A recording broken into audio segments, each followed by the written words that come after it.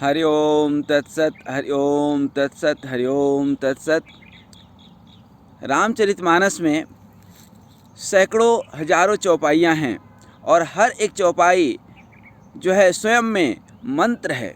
भगवान श्री राम के चरणाबिंद और भगवान श्री राम का प्रसाद है।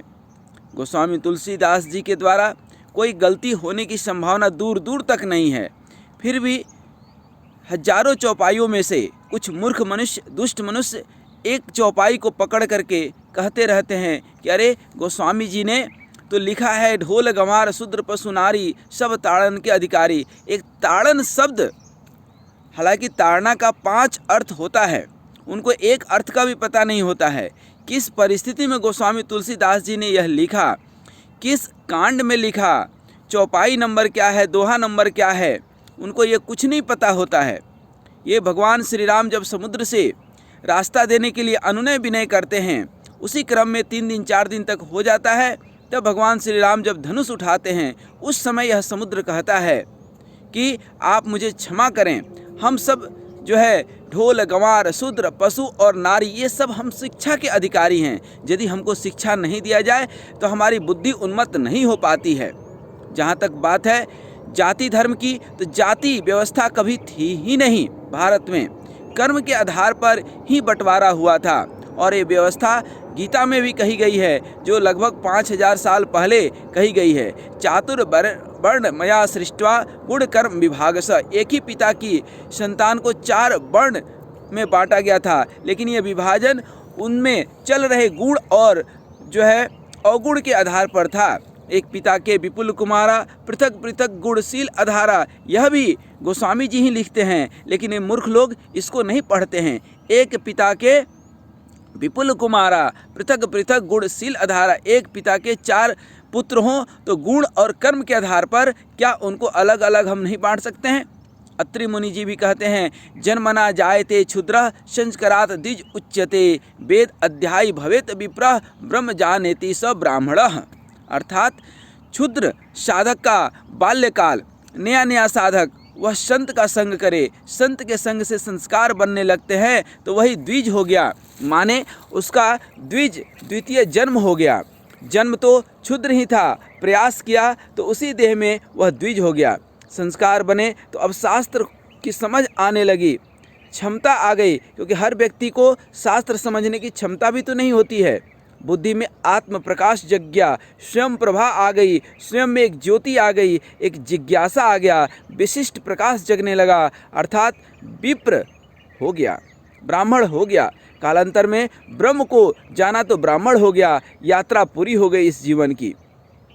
4 वर्णों की रचना जो है भगवान ने ही की है। कृष्ण भगवान में गीता जी में कहते हैं, तो जो है मनुष्य ने क्यों बांट दिया इसको जन्म के आधार पर।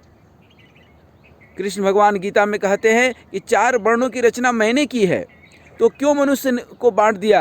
नहीं अर्जुन, मनुष्य को नहीं बांटा, गुण के आधार पर, कर्म के आधार पर परमात्मा प्राप्ति के साधन के विभाग बताए गए हैं।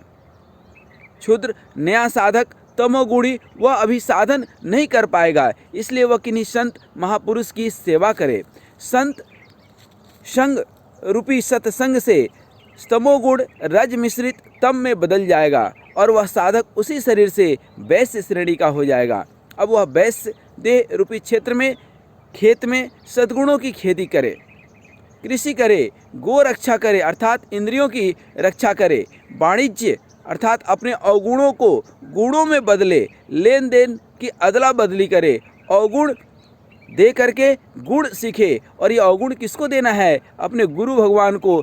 समुद्र में कितना भी पानी देंगे, वह समुद्र का पानी वैसे का वैसे रहेगा। उसी तरह गुरु के अंदर अनंत पुण्य है, वो भगवत स्वरूप हैं, तो उनको हम अवगुण देंगे तो भी वह गुण में बदल जाएगा। तब वही वैश्य श्रेणी का साधक सत मिश्रित रज गुण वाला होकर क्षत्रिय के श्रेणी में आ जाता है। 6 माने काटना, त्रिय माने 3 गुण, 3 गुणों को जिसने काट दिया बस ब्रह्म हो गया। क्षत्रिय 3 गुण को काट देना है अपने अंदर के, ठीक ना। तो ये 3 गुण कौन कौन से हैं? तो ये सत रज तम तीनों से ऊपर उठ जाता है, वही जो है ब्राह्मण हो गया। उसके लिए अब कुछ नहीं बचा, वो परमात्मा स्वरूप भगवत स्वरूप हो गया। ध्यान दें, गुण परिवर्तनशील है व्यक्ति के अंदर। इनके उतार चढ़ाव पर ही साधक का स्वभाव और चिंतन की क्षमता निर्भर करती है। एक श्रेणी का साधक अपने भीतर चल रहे गुण के आधार पर अपने लिए निर्धारित विधि को त्याग कर यदि दूसरे की अपने से आगे वाले पीछे वाले की विधि को पकड़े, उस तरीके को पकड़ ले, तो यही बड़ शंकर होना है। अपनी क्षमता अनुसार साधन करते करते देह त्याग हो जाए तो भी कल्याण है। अगली देह से अगली सीढ़ी पार कर लेगा। एक सीढ़ी तो कम से कम उसने तय किया। क्षुद्र होना भी जो है कोई बुरी बात नहीं है। यह तो भगवत साधन का और कल्याणकारक मार्ग है, क्योंकि उसको अब खोने के लिए कुछ नहीं है। ऐसे ही गरीब है।